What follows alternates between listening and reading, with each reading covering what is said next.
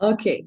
Hi, I'm Mila Čuljak, and today Kate Foley and I will be talking about our experience making the film, The Journey of Halima, from my perspective as a parent and volunteer, culture maker, and mentor coach to student actors, and Kate as a choreographer, director, and dance pedagogue. But first, we will have a look at the trailer, if that is okay.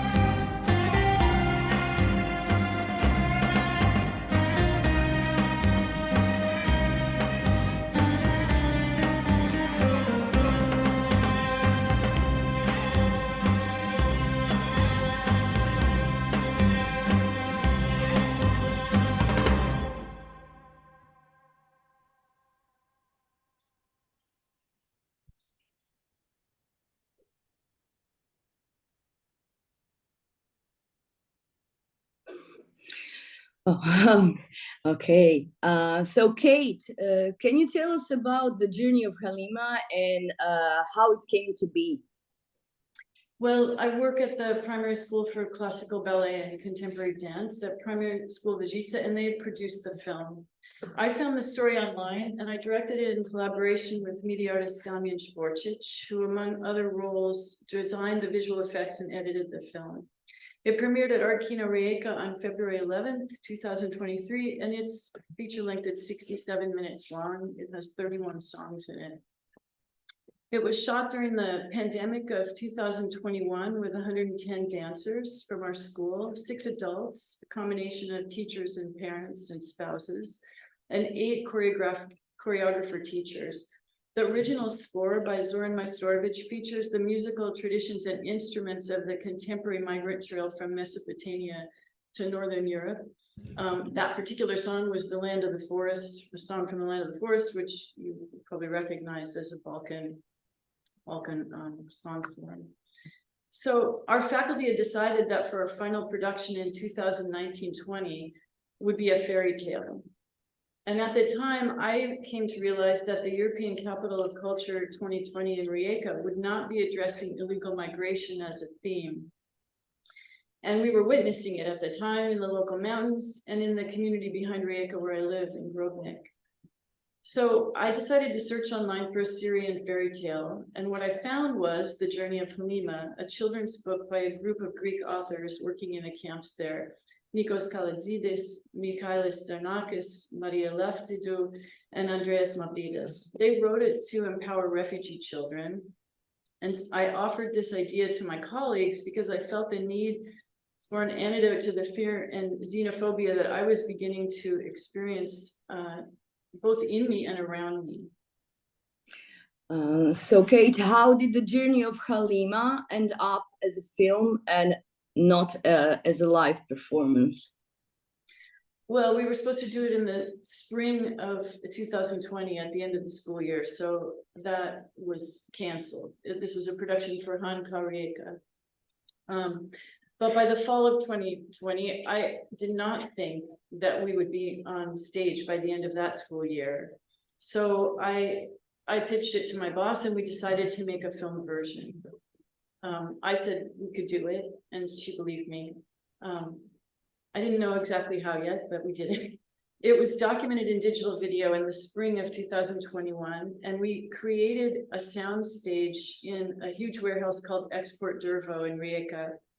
It had been renovated by the city of Rijeka for the Capital of Culture project, but was mostly empty because of the pandemic.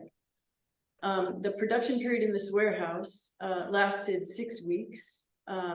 And the post-production period lasted 1.5 years, and we had to film it under pandemic measures, so we needed a huge space. How was it for you all transposing this stage idea for the camera?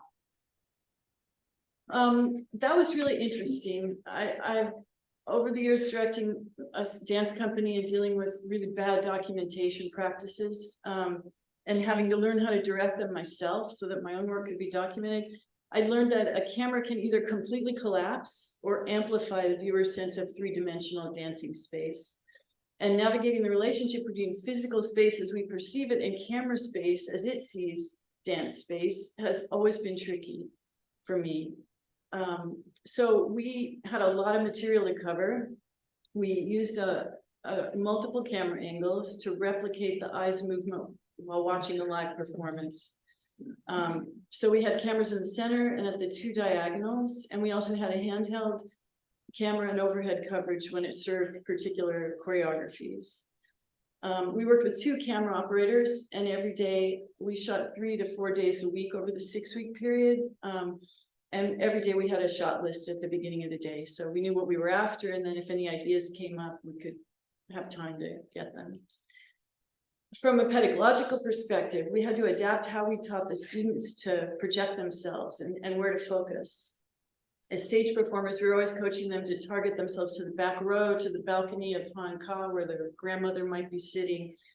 Now they had to calibrate themselves to a close-up camera. This was especially challenging for the ballet dancers.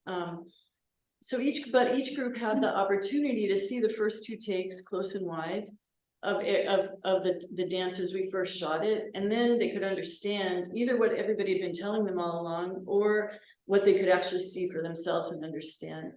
And then they also learned about adjusting spacing and spacing patterns for different camera angles, because we had to tell them when they were off the camera or not. In the theater, they could only see what a camera documenting a live performance happened to catch, and usually well after the fact. And their performance, in the case of being in the theater, was not for that camera, it was for a live audience, and that perspective they would never know. In the case of our filming, they had the opportunity to check shots alongside the crew and adjust and refine their performances alongside the crew. They could calibrate themselves through the cameras, and they knew that they were communicating virtually with an audience that would see it in the future. One unexpected side effect of this process was when we finally went back on stage, there was a preschooler that's in our program that's like a 6-7-year-old. And she was used to having like 10 takes, to be able to do it a bunch of times and see it and make it better. And she freaked out when she realized we were going on stage and we're only doing it once. And she said, "Mama, we can only do it once. What if I make a mistake?" Like we trained her for this other model, and then we went back to the mainstream one, and she was a bit traumatized. Yeah. So. Oh, we lost so your guide as well for us as the audience. Sorry, can you hear me? Yes. Yes. Yeah. So there was a visual ride as well for us as the audience. That was a departure from either stage scenography or shooting on location in real environment. So how was it for you working with 360 degrees backgrounds in post-production? Well, this was a learning curve. I was introduced to 360-degree photography through this process. Damian Šporčić was the director of photography and also a camera operator and the editor and the visual effects designer. So he was game to try it and suggested it.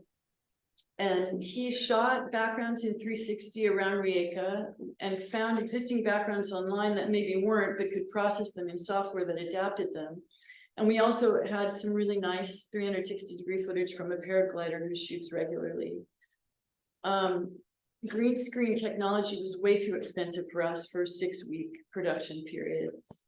So we experimented before we booked the space with something like luminance keying. So you shoot in chiaroscuro where you have a lot of black space, and then you can fill in that black space using effects. So we developed a huge chart for each song, the backgrounds, the costume colors, to make sure that people weren't going to disappear against a background of a certain color if they were wearing a different color, and so on. It ended up, because this was low budget and we couldn't afford to do it, let's say, the right way, it ended up being extremely labor intensive in post-production to prepare the footage to receive these backgrounds. It involved a lot of cleaning of stray lights and tennis shoes in the corner. It was like monk's work on Damian's side. It took almost 3 months just to do that part. We took great care to edit the choreography first. So sometimes we had a 10-to-1 shooting ratio and a minimum of 3 angles. And so we edited the choreography to preserve the viewer's kinesthetic response and orientation in space, to keep them in the dance, in the choreographer's idea, and in musical time. When it came to adding the backgrounds, which moved with each camera angle or camera movement, if it was handheld, there was often a sense of ungrounding and dislocation that completely undermined the perception of the flow of the choreography. And I learned in this process of editing that adding 360-degree backgrounds could completely disorient the viewer's perception of the body in space. So we again labored really hard to achieve that. What we had achieved in the editing of the choreography, to preserve it when we added the backgrounds. And I often had to ask myself, like, okay, what's wrong with this picture? Why am I like disconnected now from what I'm seeing? Once we analyzed that, Damian and I, we could figure out, oh, it's because the horizon line doesn't match from shot to shot, or they're floating in the middle of the screen and they're not on the ground, or, I mean, there were a variety of situations that came up depending on what the background was and what the shots were. And sometimes making it look more realistic wasn't really the right thing to do. Sometimes the more unreal the backgrounds were, the better the whole effect worked, the better the whole image integrated. But it had to be believable in terms of perception of the dancing space and the flow of the choreography. Those were the main criteria. In one case, there was a fragment of it here. There was a traditional village scene with really repetitive folk dance forms, choreographed by a young ballet teacher. And it was very hard to stay with it. You know, it just didn't stand up to the time of the length of the choreography. And it was a long scene. So then we decided to go completely against reality and to take this 360-degree footage, which you see as a file in a circle, and then you unfold it and you get the panorama.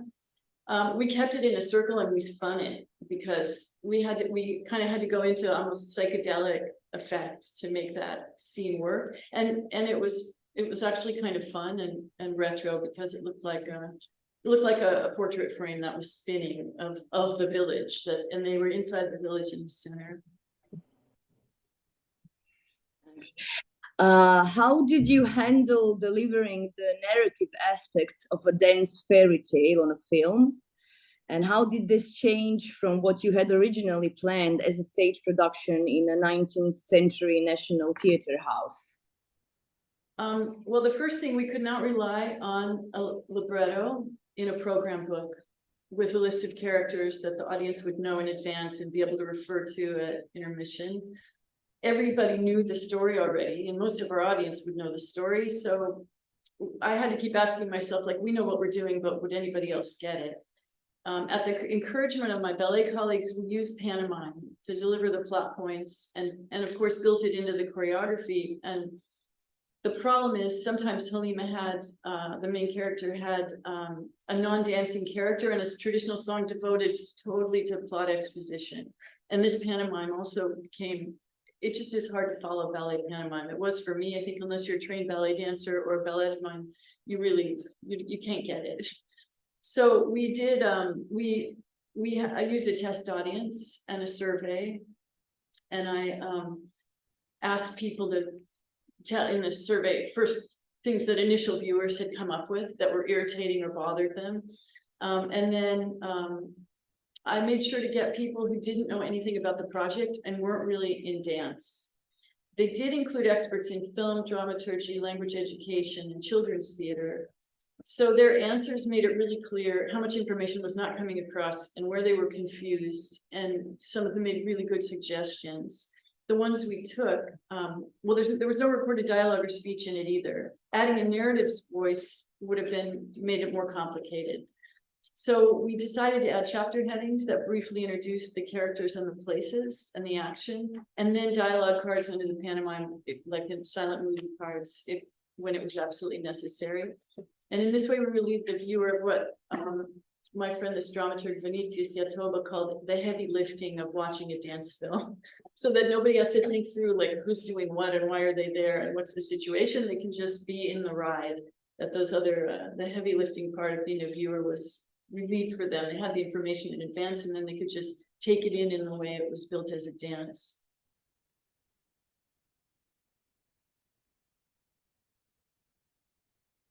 We can't hear you.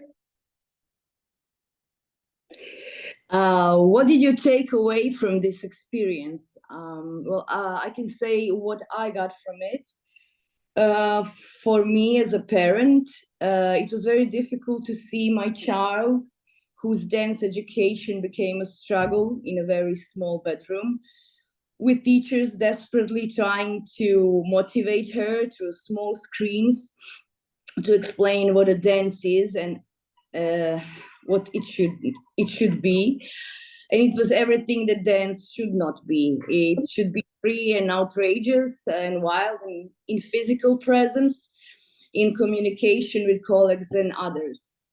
So the journey of Halima became a journey for all of us, fighting through extreme pandemic times to be able to see the final product in a theater together as a movie.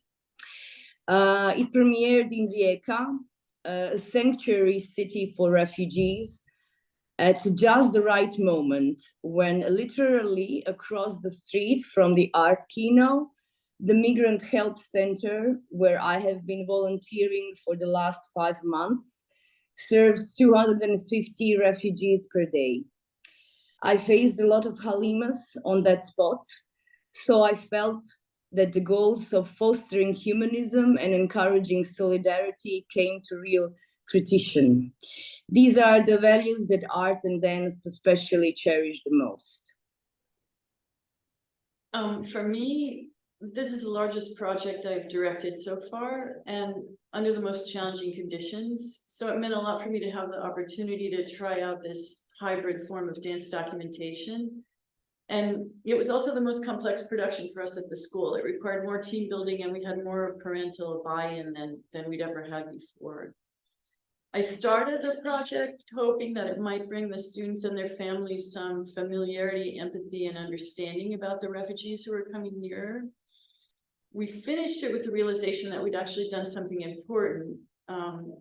We made the choice to be helpful in the face of a problem that was much bigger than we are. And the burden of feeling helplessness had been lifted. But I only felt that really in the theater, watching it together at the premiere. And this was unexpected, the power of this collective realization that came sitting in the theater together. We also opened up the possibility, because Mila was emceeing the Q&A after, of letting people know what was going on across the street, why there were so many migrants in that particular part of the city, and what was happening, and how the Infopunkt functioned for them, the help center, and how easy it would be for anybody to volunteer as Mila was volunteering. The other thing I realized is, because we made this project under challenging circumstances because of the pandemic, we actually delivered the value of our efforts in a more lasting and shareable form, and with the capacity to reach a wider audience than the original stage production could have accomplished. So I'm really happy that we could speak here to you guys today about it, and thank you for your interest. And if anyone wants to screen the film, we're registering it with the Croatian Film Board now, and it'll be available soon. So you can contact us. Thank you. Thank you. Thank you. Thanks, Mila. So thanks to all of our presenters in this session. And now, okay, now we are ready to take questions. We don't have, you can go, you can stay here or go back however you feel comfortable, okay? So we don't have a lot of time for questions, but we'll take a couple of questions from the audience, and I have a couple of questions. If someone is interested, the floor is yours to open the questions. Yes? No, just stand up and, yeah. Okay, so because of our English-speaking colleagues on the foundation, you will understand eventually. So I'm an anthropologist here working at the Institute of Technology and Global Research. And my first question after these very, very interesting papers, thank you for all of them, is that we have to think, or maybe we can ask ourselves first the question, what do we consider as a dance? Because yes, we are here at the project of Theatralia, and performing arts are mainly in the focus, but we have a lot of experience in archiving of dance that is traditional dance, because we have our institute, which is 75 years this year. So we have a long tradition of ethnochoreology as a research discipline at the institute, and maybe this kind of experiences could help in archiving also contemporary or modern dance. As from 1950s, there was a kind of agreement among ethnochoreologists here to notate ones in lava notation. So there is a really strong tradition of notation, and of course films and became more complicated or more easy to document dance. But later on we can ask a lot of questions about methods and what can we read about these notations. So thank you for these very productive papers, and the way of thinking how to make documentation, to archive that, because we all know that it can appear once and then it is very hard to reproduce it, or whenever you reproduce it, it's never the same. It's always a new performance. And but even with these old let's say notations that were maybe before, no, maybe even before the lava notation, and they only with music and description with words, it is possible to make a reconstruction of dances. So we had some reconstructed dances from the end of the 19th century, as we know that there are a lot of ballet performances. They are always reconstructed from, I don't know, only verbal, yeah, or oral history. Oral history, or do you have also do you use lava notation as well, or less? Me personally? Oh, generally. I was never trained in lava, and then I didn't use it, and I take a lot of notes, but I'm not super fastidious. So more and more, and we rely on video, which is not the most stable medium, actually. And I find myself questioning, okay, what is the value of this pile of scribbling that I have that went alongside all this video documentation? It's an open question. And of course, you have you mentioned the different angles for cameras and different feeling of the dancer. Yeah, there's 2 terabytes of project behind that 67-minute final product. including all the angles, all the material. It's not organized for an archivist to look at or somebody to reconstruct, but one could. One would have, one would have everything there to be able to see the whole choreographic form in the whole length of the song and be able to do it. Would they? I don't know. Maybe. Like if it went back on stage, it could be done. It would have to be adapted once again because you couldn't just replicate it as it was made for the camera, but the song forms are there.